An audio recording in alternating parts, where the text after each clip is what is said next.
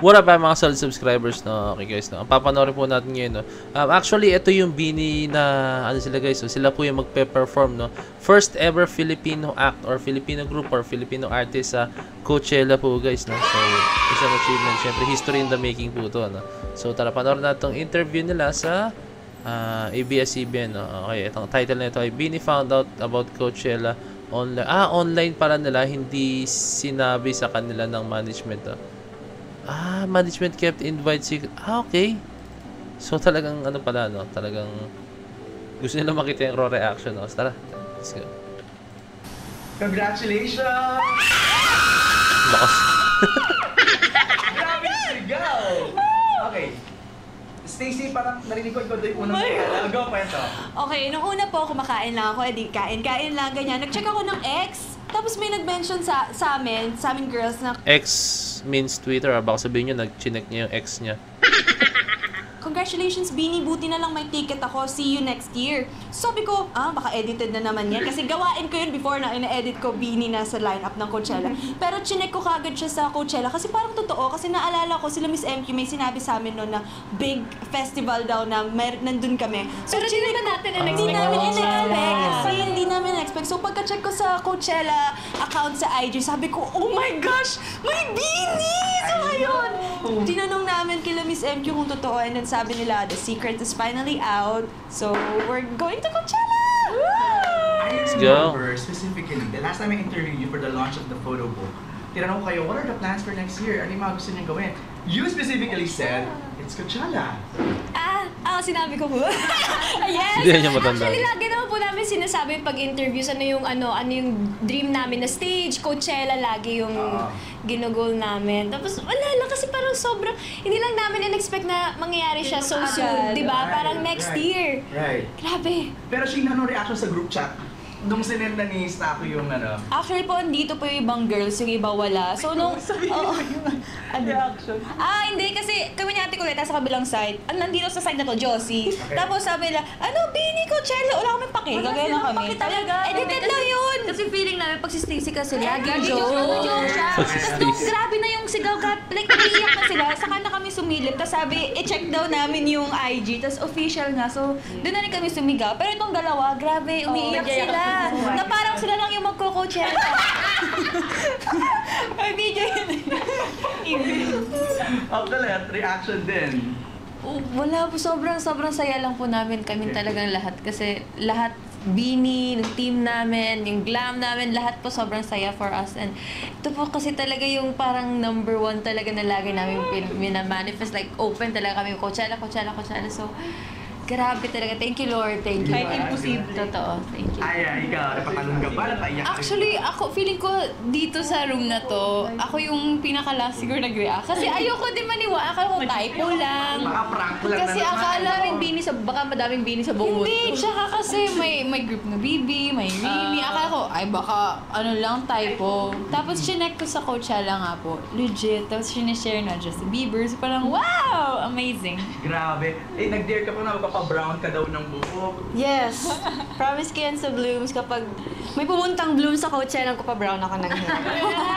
Ano na sa national TV na? For sure, pupunta dyan. Pero as early as now, nabivisualize nyo na ba? Anong gagawin? Anong lineup? Anong mga songs? Right now, gusto namin mag-training. Sabi nila. Kailangan talaga mag-allot ng time for Coachella para mapakita namin who we are and what we got. I think that's one of the biggest stages in the world, no? Yes. Parang, Biggest one of I'm the sure biggest. dadalhin nyo rin yung banda nyo, the whole... Sana mag-glam team? Pag-ipunan natin yan. Pag-aambagan natin.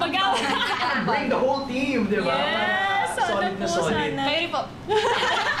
Actually, pinag-uusapan na nga natin. Why not, di ba? Kasi ito na yung biggest event ng BB, no? So anong masasabi niyo sa mga Blooms na siguro right now nagpa-plan na yung iba? See you, Blooms! See you!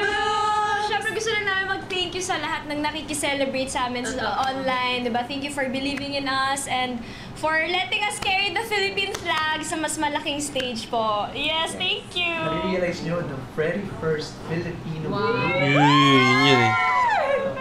to make it to Coachella! Grabe! Dadalhin namin namin ang buong Pilipinas sa Coachella!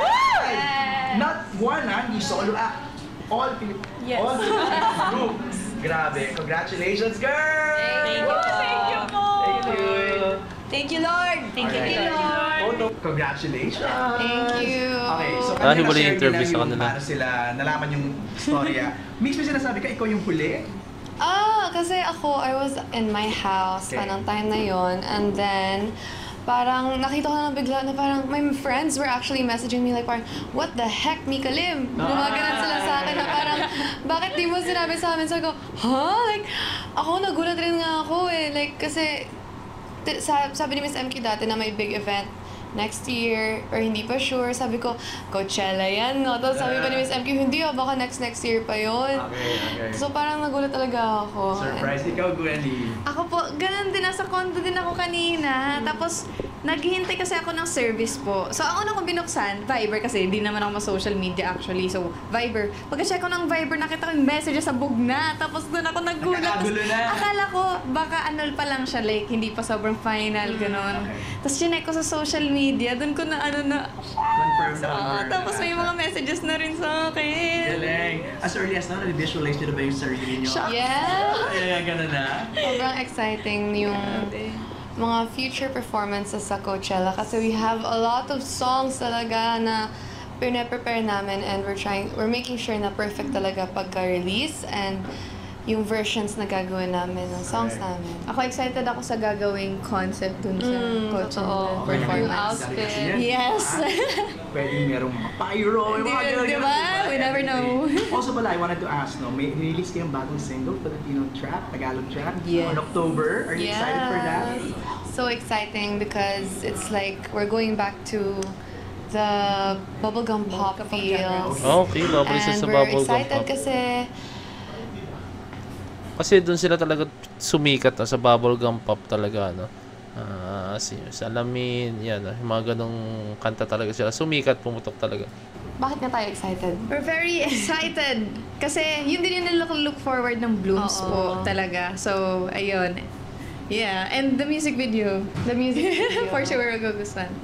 Yeah. Okay, so yun siya guys, no. Yun yung Bini guys, no. Nagigets ko sila guys kasi matagal na preparation to. Kasi ako guys, as a dancer, as a performer po guys, no, talagang kailangan mag-adjust kayo pagdating sa stage, no. And then yung laki ng stage na pagpa-performan nyo, at the same time yung mga adjustments, like yung sa wardrobe, like kung ano bang mga pwede nila suotin. At the same time guys, international fans to, as in maraming fans to guys. So hindi lang naman Bini fans yun nandito, which is Blooms, no. Marami rin, like kunyari fans ni Justin Bieber, napakarami guys na nandito, no. Maraming fans na mga mismong mga artists na nandun, no. So kumbaga i-introduce ng Bini yung sarili nila, no. I-introduce nila yung sarili nila sa buong mundo, no, which is maganda, diba, no? Hindi lang ito na point na more on mga Blooms yung nanonood sa kanila, no. Maganda rin na kahit ibang mga fans is makita sila, like ma-force mapanood sila, no. And diba, magustuhan yung style nila, which is ito yung ano na, parang pinaka-introduction nila, parang pakilala nila yung sarili nila sa ibang mga fans pa po, no. So ayun, I hope na talagang pag nila, no, pag maging solido to. Although na solido yung every performance nila, no, pero sana maging mas solido pa to guys. Pakita talaga nila na kung ano yung kumbaga karapat dapat talaga sila napunta dyan sa Coachella guys. So it's a very big event po guys, no? So I think ayun lang guys. So tingin tayo ng mga updates regarding sa kanila, no. So etong interview naman to guys is about sa Bini, kung ano reaction nila, raw reaction nila, kung ano yung insights nila nung napakinggan nila yun. So yun nga, unang naisip talaga nila guys is akala nila prank, no. Akala nila mga edited, no? Yung pala totoo po talaga, no? So yun lang guys. Kindly leave a like, subscribe, and carrying the notification bell, no? So yun, congratulations ulit Bini, and congratulations sa lahat ng bumubuo ng staff, mga coaches, dance coaches ng Bini, no. Congratulations, no? So yun lang. This is your point of signing out. Peace. Let's G.